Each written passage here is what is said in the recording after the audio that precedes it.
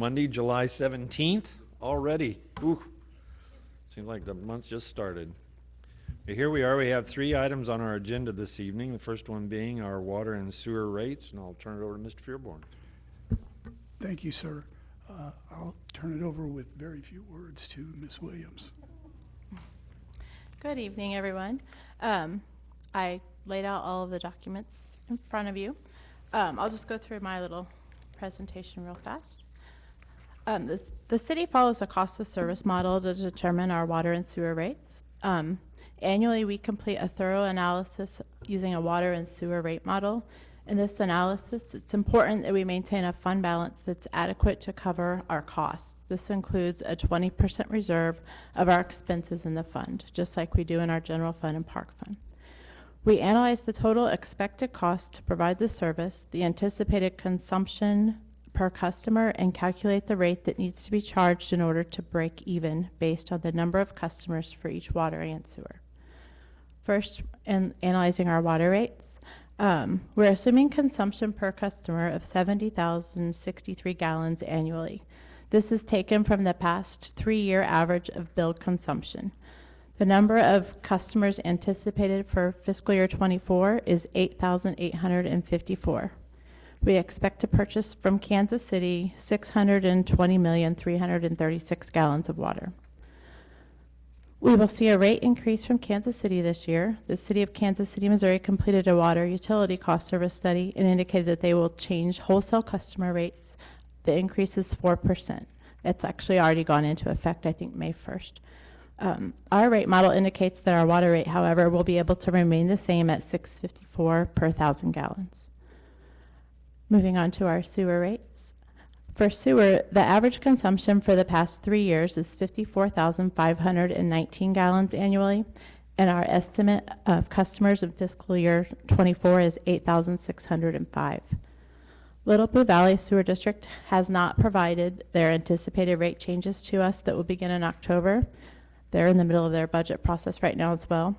Our rate model assumes an increase for the city of 5% based on last year's increase that we received from them.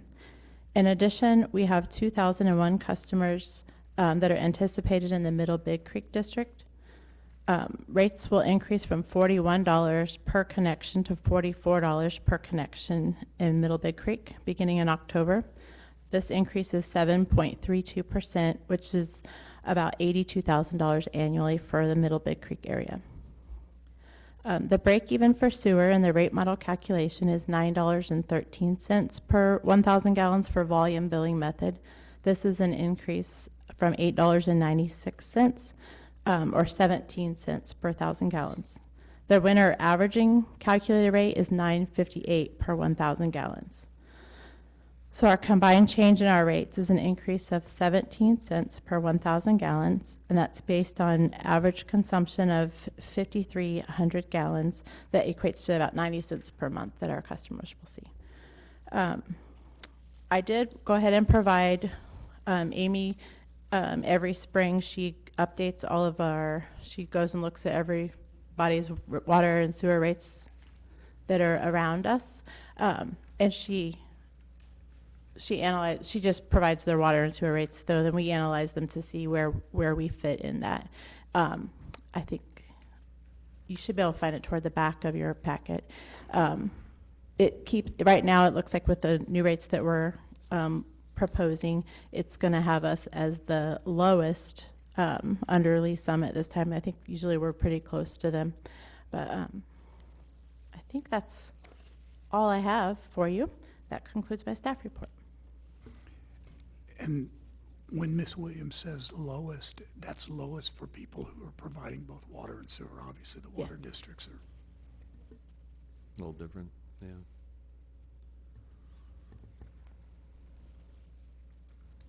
Anybody have any questions, Ms. Williams or Mr. Fearborn? Mr. Holman? On this sheet that shows the various providers and municipalities, and you have us highlighted across the top, is this the existing amount now, or is this with the new proposed amounts? It's with the new proposed amounts. Okay.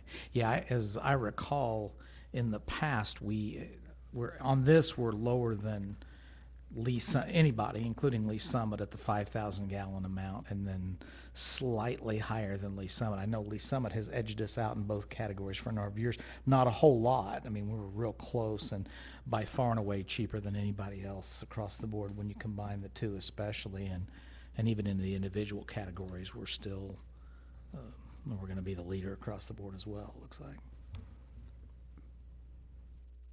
Mr. Barber. Kind of piggyback on that, and isn't Lee Summit, I don't know, are they one tier or something? Don't they buy their water a little cheaper than us? I'm not certain. I believe that North Lee Summit is a first-tier pump, South Lee Summit is a second-tier pump, with the station being right there at the water tower on Ward Road. So any of Lee Summit that is south of that is a second-tier pump. We're a second-tier pump, sir. Todd? When was the last time we had a rate increase? We had a rate increase in water last year. Yes, we did. You should be able to see that if you look at, grab my packet. It's the one that looks, it says Raymore Water and Sewer, Draft A. You could see that I see. it was 646 in 2022, and the water moved to 654 in 2023.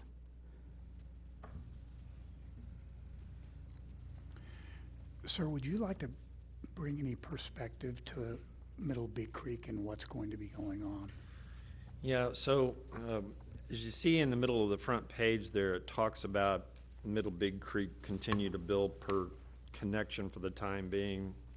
So what we got going on right now, and you guys voted on it in a resolution, was to continue a bond issue that would allow for an expansion of the Middle Big Creek facility. It'll take their capacity from, I think it's 4 million gallons a day to 7.5 million gallons a day, and right now they're running close to capacity.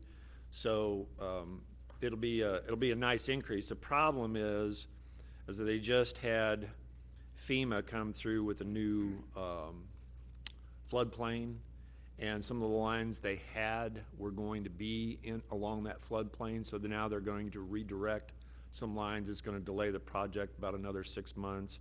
So as Lisa puts in her report here, it's a couple of years before that we see any rate changes. And the rate change will go from a per connection fee to a metering fee, because in the Middle Big Creek project, there are 7 metering stations that they plan on putting in different areas so that they can monitor how much waste is coming from each area of the town. So now they can, kind of like what we do on this side of the ridge for Little Blue Valley Sewer District, it's an overall consumption estimation through the metering process. So we'll be able to do that once that goes online. But until those metering stations go online, it'll stay on the per connection. And I think it goes up every year, $3. It might go up $4 next year, but I know there's an increase per connection. Is it $3?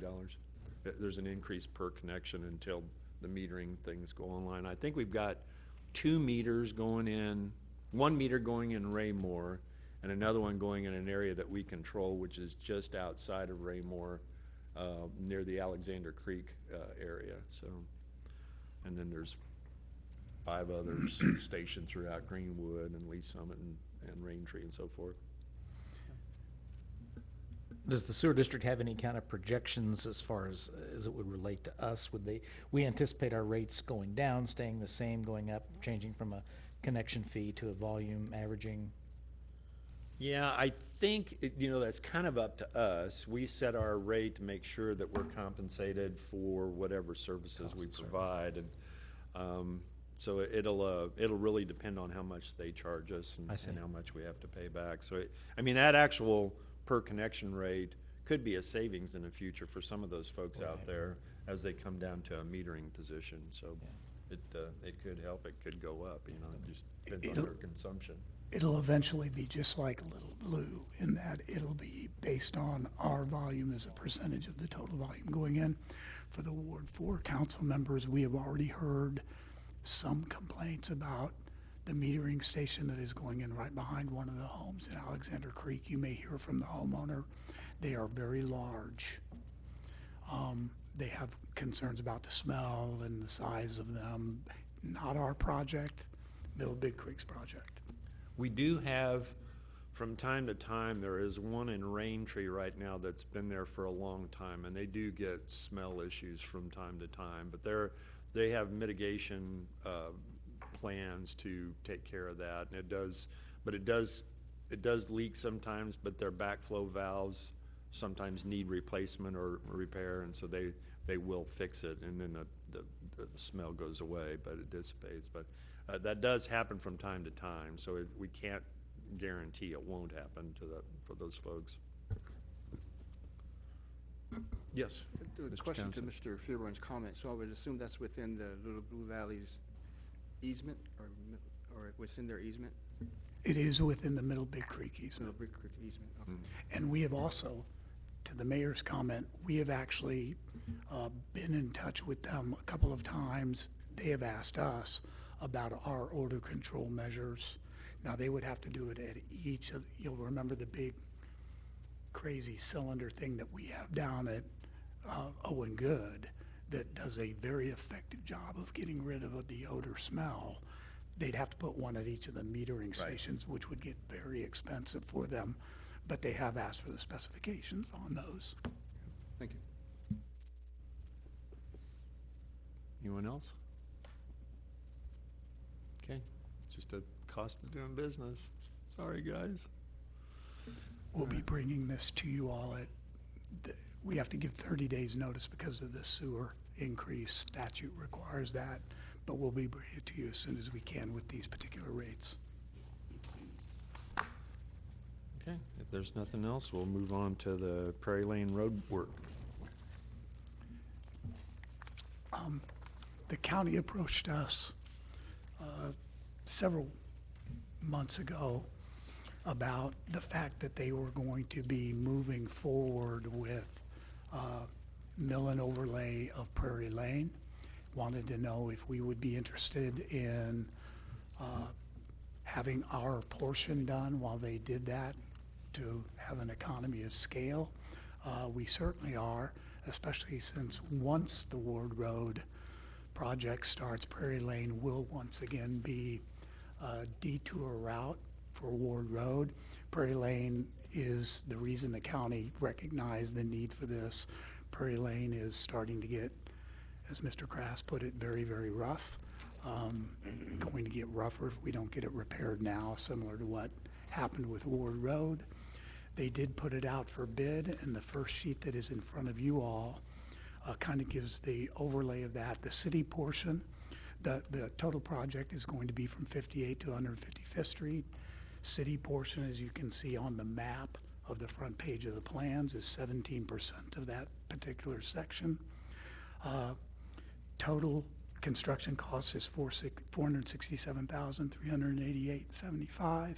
Does not include contingencies or flagmen. Engineering was $91,764.71. Our portion of those, pure, would come to $94,447.13, like anything else. If the council would like to see us move forward with that, and staff would strongly recommend it, adding a 10% construction contingency would bring the total to $102,331.84. We would enter into a cost share agreement that Mr. Zur took the time on Ward Road to write. We would simply change some of the wording and a couple of the details of that and recommend to the council that we move forward with this. Anybody have any questions about that? Mr. Holman?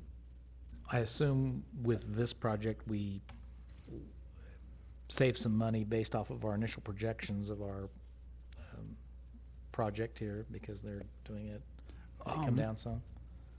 But if they carved our section out of this, I can guarantee that just doing our portion of Prairie Lane would be about $250,000. That's pretty good savings. And Mr. Crass has reviewed the plans and indicates they are sound. Road does definitely need a little TLC. Yes. Yeah. Mr. Holman? Just one other question for clarification. So on bond project money, anything that we have left over at the end of the life of the entire bond issue, we can utilize for other projects within that same realm. Is that correct? So Within the in other same words, a category. transportation project, if you've got 50,000 or 100,000 left over, we can put that towards other transportation needs within the city. Is that correct? That is correct, sir. Thank you. Anybody else? Yeah, Mr. Barber? Yeah, just to kind of get an idea, obviously COVID and around COVID, and even kind of pre-COVID, we saw construction materials and everything really going sky high. Are we seeing any relief in that? Are we starting to see stuff drop? Yeah, we are, sir. In fact, we are out of the window on the Ward Road project. The mayor and I were just now discussing this. We have every anticipation that on the rebid, unless I am seeing something wrong, that and of course, the License Tax Committee has just reviewed and gone through the CCI, but even from that, we think that prices are dropping. So we will either see a very similar bid to what we had years ago, or we will see a slight reduction in that bid.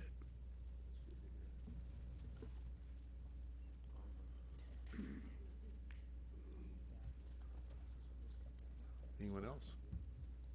Just as an FYI, I talked to the superintendent for Public Water Supply number 3 today, and they've gone out for a rebid on their product because they have to relocate some lines on Ward Road, and they're kind of holding back until we move forward with our bid so that they know, so that their bid will still be good when the project starts, because they want to work in concert with our bid or our project. So as everybody's working well together. But there'll be improvements for our residents out there with their water lines, because they're going to put in new lines, some of them bigger lines, but theirs is a $1 million project, so it's not a cheap deal for a small water district, what they're doing out there. But that's of no assistance from the city. It's their product, their need, and so they're going to be doing that in concert with that. And their indication is that a lot of their, because they went out for bid 2 years ago, at the same time we did, thinking they would parallel our project, and when they got delayed, they had to go out for rebid, and the indication is there's about a 30% reduction on some materials. So hopefully, keep your fingers crossed, same thing translates over to concrete and asphalt work. Anybody else have anything?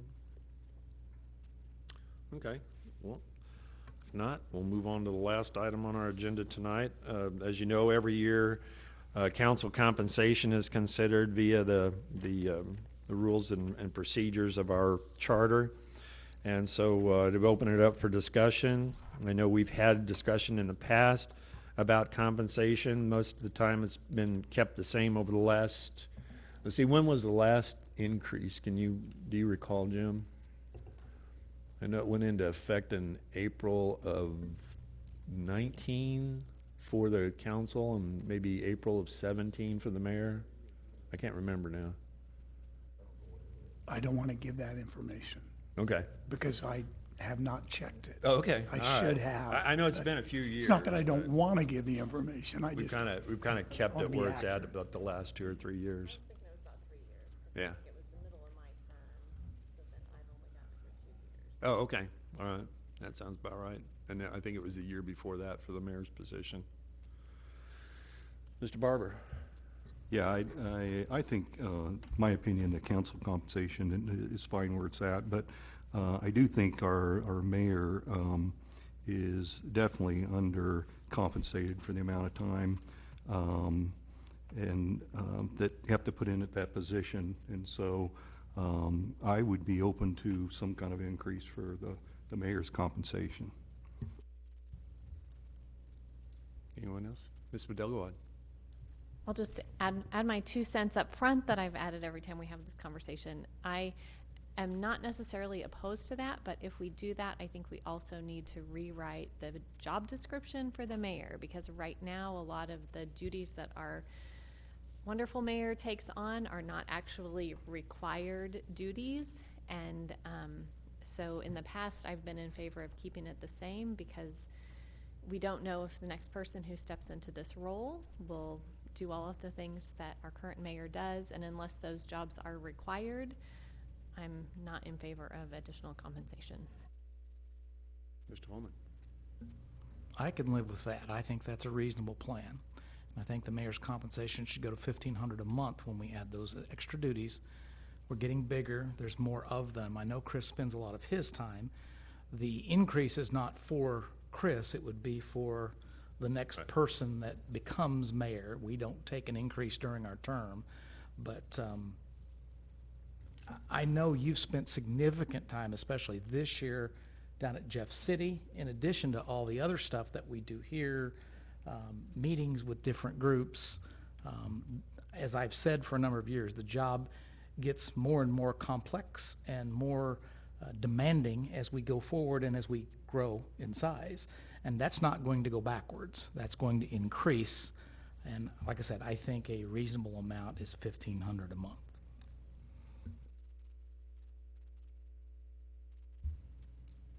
Anyone else? Oh, Mr. Barber? Yeah, so maybe, did I hear you right? So you do think the duties of the mayor needs to be maybe written out? And so my next question is how does that come about? You know, what do we do to put that together? I mean, we can have a resolution and increase the pay, but what do we do that we all would agree upon, and even our current mayor and future mayors, what those duties would be? If they're to be binding, the difference between the mayor and our employees is the mayor's duties are spelled out within the code and the charter. So it would require a code and charter change.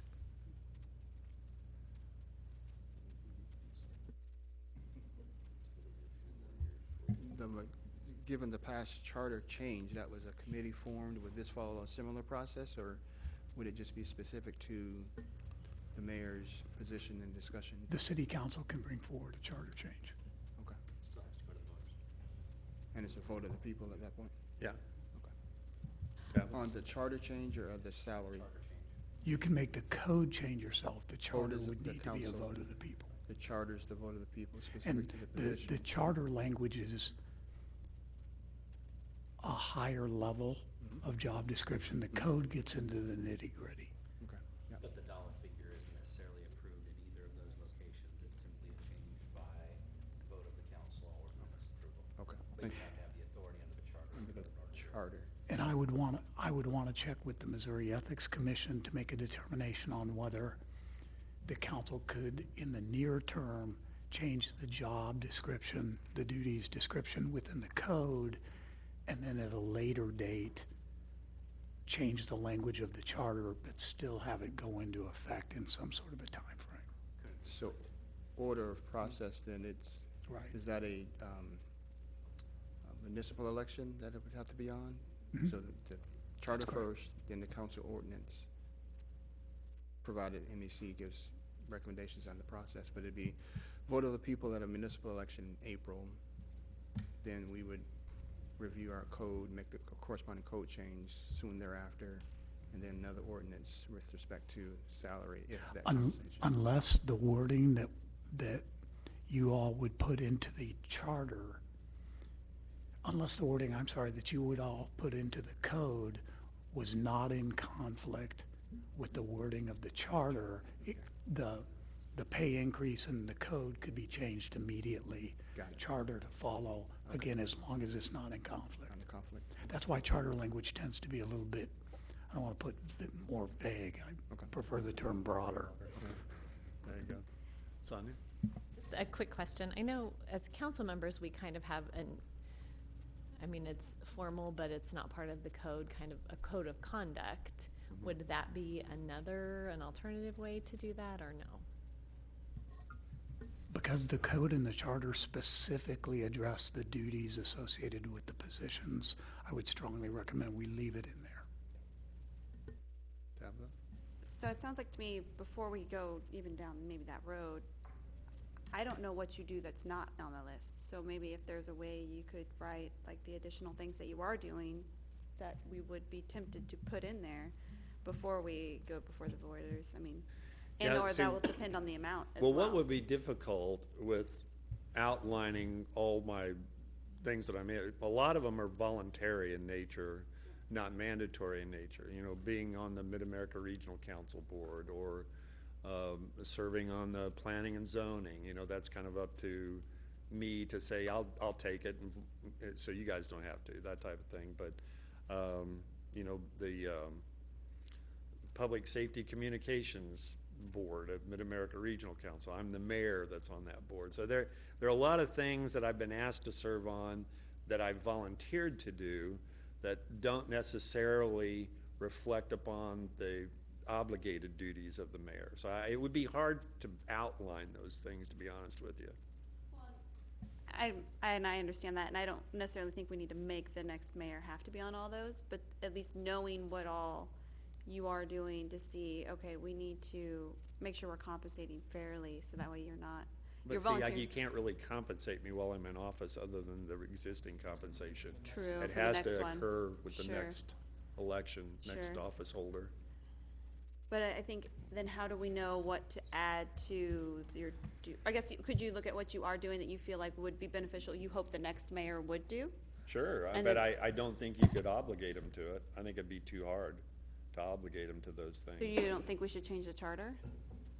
Is what I'm, I don't know, you put me in a tough position Sorry, here I'm to just- act sorry. upon that. I provide what I believe is necessary to run, to Sure. do this role, and And I think even when we were discussing our, you know, years ago when this topic came up with respect to the compensation for the council, it's the office, not the person. So as we are considering, as we do with all our staff, and we look at, you know, if we're a first-class city, then we compensate staff, you know, as a first-class employee based on their skill sets and abilities. And if we're expecting the office of the mayor and those who are attaining to hold that office, fairly compensated, you know, and to such extent that when they do volunteer to do those existing things as the mayor does, they have the compensation to substantiate for taking time off from their jobs, you know, to do so. If not in the compensation, then maybe we consider those additional, I don't call them benefits, but mileage, you know, cell phone or something, you know, to those effects that when they do them, they turn in, you know, certain, this is the mileage to go to this meeting, something to that effect. But I think when we consider the office of the mayor, looking at it in those terms, and then understanding that as a community, we do have, and we should participate in those organizations that the mayor does so that we are continually in the conversation. Because if we don't know what's happening around us, and we can find ourselves on the outside looking in, trying to catch up and then get attention brought to us. And we appreciate the mayor doing that. And so that's the expectation of any following mayor that do serve to do the same. And so hopefully we can come to an agreement on what fair compensation looks like, regardless of how we put the position description on the charter. But that's the expectation of that office holder, is to, whether you're compensated or not, you're serving as mayor and to support us ceremonially, professionally, in agencies that helps this community, county and city. That's my 2 Well, cents. just kind of as an example, so I serve on the Little Blue Valley Sewer District Board. The members, as the mayor of the city of Raymore, because we're one of the users, they actually compensate their board members $150 per meeting. But I waived off on that because I felt like my mayor's compensation was adequate for me to do that, and I thought that was kind of almost like double dipping. Some mayors, most of them, take it. I don't, but I'm only like one of 2 that don't, and it just, because I felt like the compensation here was adequate. I mean, I'm compensated $1,000 a month as mayor. Most of that's given back in charitable contributions to stuff because I think I need to give that back. But maybe the next mayor needs that for sustaining a household. You never know. So I mean, I'm fortunate enough I don't, but maybe the next mayor does. So it's just kind of hard for me to really respond to what do you think it's valued at. I try to be humble enough to sit back and not interject. But those are some things that a mayor can get that do. And that's the only one I know that's compensated, though, is those board meetings for Little Blue. Yeah, Kevin? Well, and I appreciate that, and I know that's kind of hard for you to talk about, but the position has it has grown to a point where, you know, a person that was paid hourly, be difficult for them to be in mayor of Raymore. I mean, if they had to take time off of work, and miss work to go to a meeting or some of the things that are needed to be done during the day, that would put a financial hardship on that person. So it kind of limits on somebody that is a business owner that has flexibility, somebody that's retired, or, you know, and those type of things, or somebody that's wealthy enough that they don't have to worry about any of it. So that's kind of my reasoning on, and I think Jay's too, on why to increase it.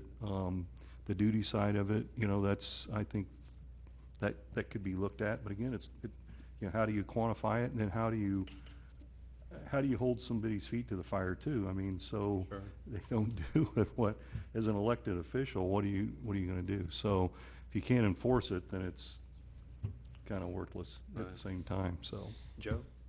Thank you. If I could give you an example of the last Charter Commission, one of the things that I looked at was just trying to make it harder for like me to miss a meeting. I wanted to put more teeth in the charter. I wanted to get the group to, you know, make it so we're kind of required to be here. If you're making this promise to voters, you need to be here as much as possible. And what we ended up doing inadvertently made it easier, because before it was only in the charter, it was only counting the executive meetings, and then it got changed to the work sessions, because in the past, the work sessions weren't every week.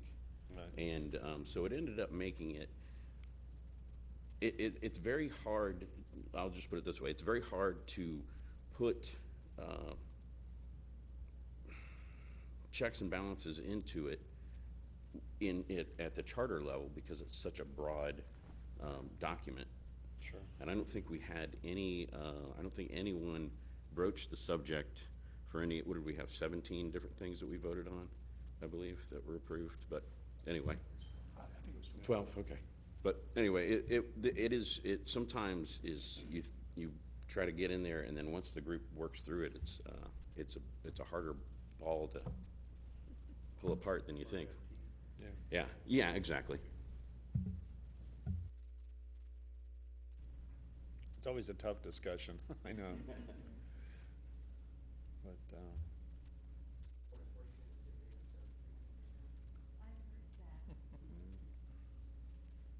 he's full-time mayor. Yeah.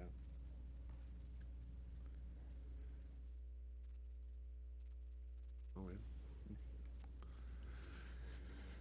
All right. You want to propose it, or you want to leave it? I would propose that we change the mayor's compensation to $1,500 a month.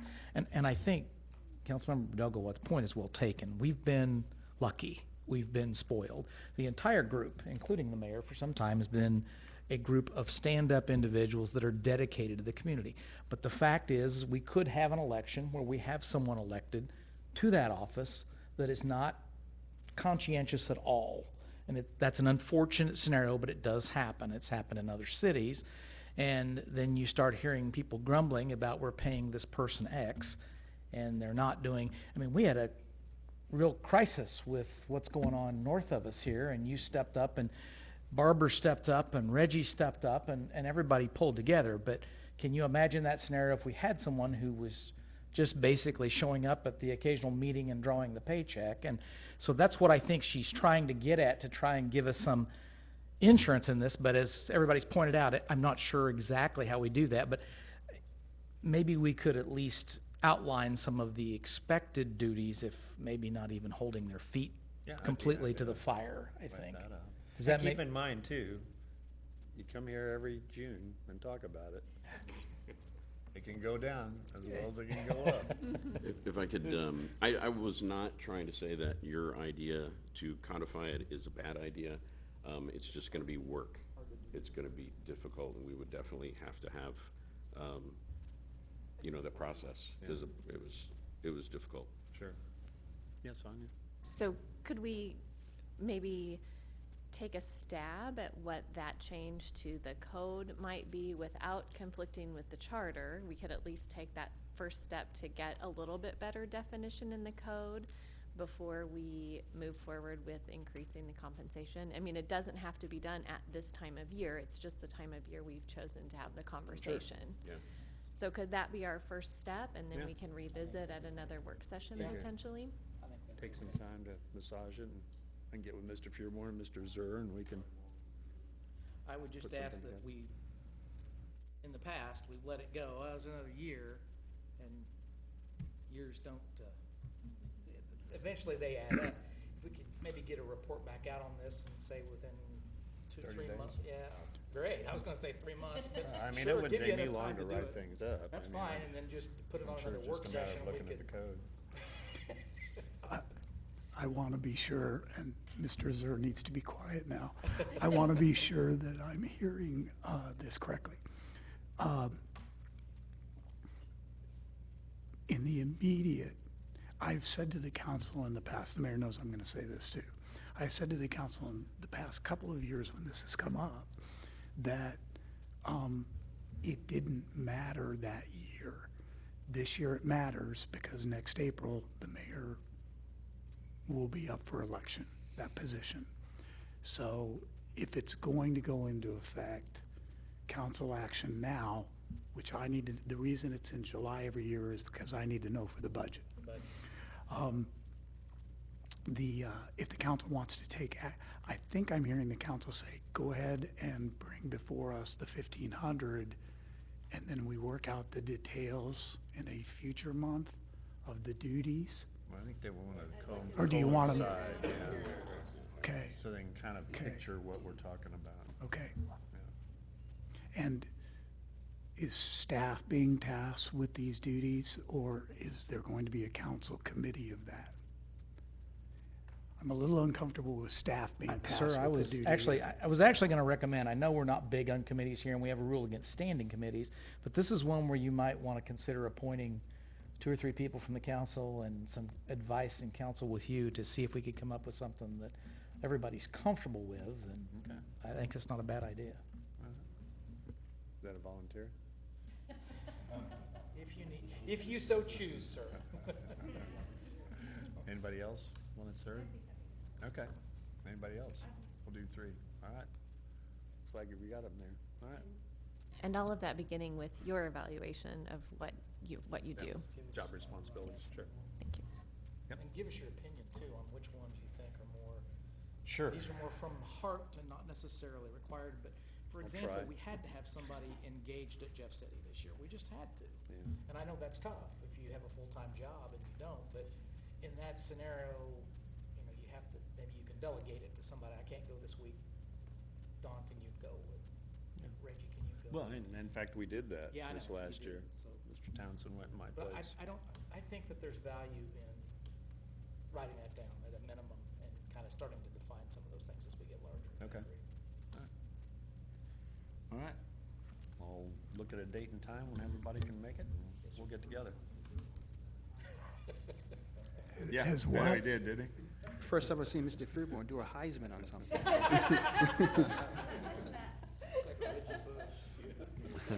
Well, staff would be reluctant to assign duties to the mayor of the city of Raymore. Sure. Makes sense, sure. All right. We know, what, My understanding, the sooner the better, right? Like, we're gonna try to get, yeah, if we want to try to resolve it, yeah. I'll, Didn't know if I'll it was work waiting on a my year. list, and then we'll get a meeting together. All right. All right, we're now under other. Anybody have anything else they want to bring up at this time? Mr. Fearborn? Thank you. 2 items for the council, just a reminder that your budget work session One of my favorite nights of the year is 1 month from now. And the second item is, we're trying to work out some glitches with videoing this particular meeting. So just kind of a warning to the council.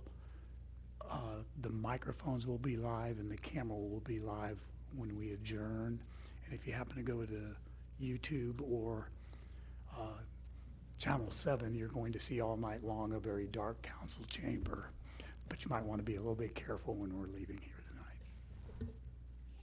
We got nobody to turn it off? We have somebody to turn off, so we're trying to work out glitches. so it Oh, needs to okay, I stay got you, on. I got you. Guess better leave that on. Anyone else? Anything else? Mr. Zura, you have any? Yes, Sonia? Quick question. So you mentioned the budget work session. Since we're starting at 6 already, will we have an earlier start time as usual, or we'll still start at the same time? No, it'll be 6, ma'am. Thank you. Anything else? If not, we'll stand adjourned. Thanks, everyone. Have a good evening.